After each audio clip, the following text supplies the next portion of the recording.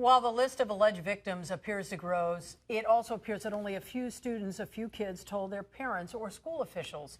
Patty Fitzgerald is founder of Safely Ever After. She's also the author of No Trespassing. This is my body. Patty, first of all, welcome to the studio. Thanks. Now, we heard from the young lady, the grad student, just a moment ago in the story. She's studying molecular biology. She seems to be a very well-spoken, bright young lady. She, 3 friends, went to school officials. Nobody did anything. Nobody paid attention. Yeah. Does this happen often? It does happen often, and it's really frustrating because this is why kids end up not telling, or why abuse continues, because when a child comes forward and discloses, sometimes they're told, that didn't really happen, you're making that up, he's a nice guy, don't tell lies. Why is it? Because they're kids and he's an adult and he's an authoritative person? Yeah. A teacher? Part of it is because he's an authoritative person, they're just a kid. Also, people don't want to believe that that really nice teacher can be capable of doing some pretty awful things. And so there's this denial factor going on. And, you know, I'm sure the teacher was friends with the principal. So now that principal is saying, wait a minute, that's my friend. You kids must be lying. It's been alleged that this has been going on for decades, as long as 3 decades here. Is this something that gets progressively worse? Because when we hear about what happened to these youngsters between the ages of 6 and 10, it is horrific. It is horrific. And if you keep getting away with it, you're a predator, you're going to push that envelope even further. You're going to keep pushing and pushing because you pretty much start to feel you're invincible and you can get away with anything. You're pretty much getting away with whatever you want to do right under everybody's nose, and that's part of the thrill for them too. Does it have to do with the fact that these kids are so young? Yeah. But then you say to yourself, how can young kids make up something like this? Well, that's the thing. False disclosures are very, very rare. Kids don't make this stuff up. That's why it's so important to listen to them when they come forward and they tell you they got an uh-oh feeling. Somebody's doing something inappropriate. That's thumbs down. Little kids don't make this stuff up. We teach our children about stranger danger. Stay away from strangers. Stay away from strangers. You're talking about a teacher in a classroom. Yeah. What should we be teaching our kids about that? Well, I don't like stranger danger because 90% of the time, what happens to kids happens to them by somebody they know, not by a stranger. So we need to be talking to our kids about what's okay, what's thumbs up and thumbs down inappropriate behavior. So I like to talk to kids about rules. What's the do's and don'ts? What are the rules? So things like no secrets. Nobody should be telling a kid to keep a secret from mom or dad. And so if somebody tells you about a secret game, it's okay to tell mom and dad. You won't get in trouble. We'll believe you. Private parts. I like to talk to kids about the private parts rule.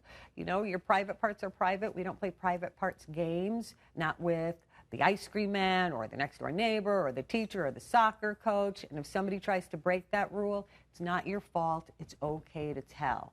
Again, that's why kids don't tell. What are the warning signs for kids? I mean, if you're a parent and you are looking because your child has been in this teacher's class, or anything else, what should you be looking for in terms of a warning sign? Well, there can be physical warning signs or emotional warning signs. If your kids come home and they don't like how their day went, they're really angry, they're mad about something the teacher said or did, those are warning signs that a parent should step back and say, wait a minute, what's going on? I'm going to trust their instincts. I'm going to trust mine. Physical, obviously, if your kid comes home and there's any kind of marks on them and they can't really explain them, you know, if a teacher's putting tape on your mouth and then taking it off, that's not a game. And maybe there's going to be some red marks or something from when the tape come off. So those are the kinds of things I'm looking for. There has been alleged there was an incident 18 years ago in which he perhaps fondled a young girl. It was investigated by sheriff's deputies. They turned it over to the DA. Insufficient evidence here. Yeah.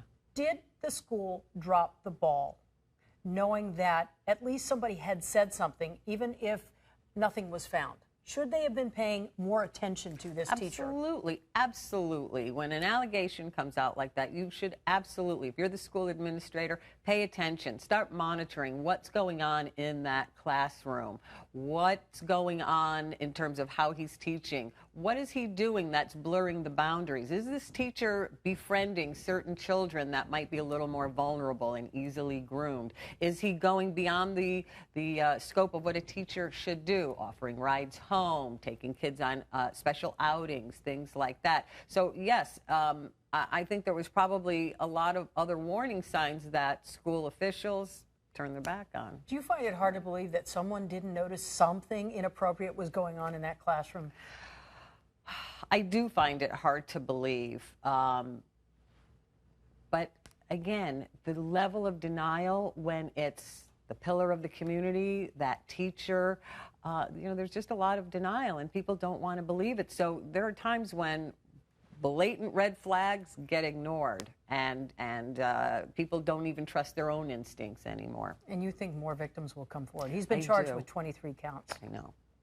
And I would not be surprised if we start seeing more witnesses come forward to say, yeah, something. I mean, he's been in the classroom for a long time. The name of your book again? It's called No Trespassing. This is My Body. And it's a children's book for kids ages 3 to 8. It talks about all kinds of safety rules, thumbs up, thumbs down, no secrets, the uh-oh feeling, what to do if you get an uh-oh feeling, the private parts games not allowed. So it's a way for parents to introduce the topic of safety. It's kind of the thing that gets you to open the door to the dialogue. All right. Thank you so much for Thank coming in. you. Thanks so Appreciate it. much.